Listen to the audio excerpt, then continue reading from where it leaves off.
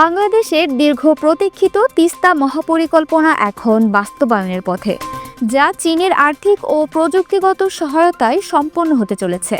এই বিশাল প্রকল্পের মূল লক্ষ্য হল তিস্তা নদীর পানি ব্যবস্থাপনার মাধ্যমে দেশের উত্তরাঞ্চলের কৃষি, শিল্প এবং বাণিজ্যের ব্যাপক উন্নয়ন ঘটানো।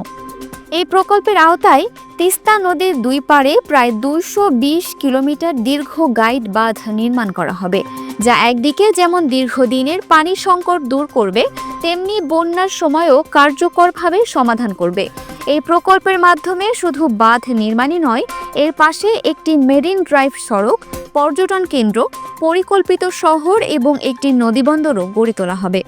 অর্থনৈতিক উন্নয়নের ক্ষেত্রেও এই প্রকল্পটি একটি নতুন দিগন্ত উন্মোচন করবে।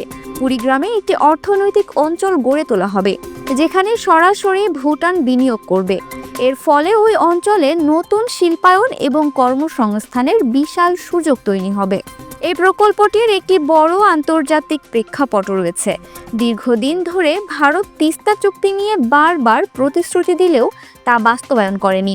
তাই চীনের সঙ্গে এই প্রকল্প গ্রহণের মাধ্যমে বাংলাদেশ ভারতের ওপর নির্ভরতা ত্যাগ করে একটি সাহসী রাজনৈতিক পদক্ষেপ নিয়েছে। অনেক বিশ্লেষক মনে করেন এটি ভারতের জন্য একটি বড় কূটনৈতিক ব্যর্থতা এবং চীনের জন্য একটি কৌশলগত সাফল্য। প্রকল্পের ব্যয় ধরা হয়েছে প্রায় 12,000 কোটি টাকা এবং এটি বাংলাদেশ ও চীনের যৌথ অর্থায়নে আগামী 10 বছরের মধ্যে বাস্তবায়িত হবে। এই মহাপরিকল্পনা বাংলাদেশের উত্তরাঞ্চলের মানুষের জীবনমান উন্নয়নে একটি ঐতিহাসিক ভূমিকা রাখবে বলে আশা করা হচ্ছে। dinajpurtv.com, সত্য এবং নিরপেক্ষ সংবাদে সব সময় আপনার পাশে।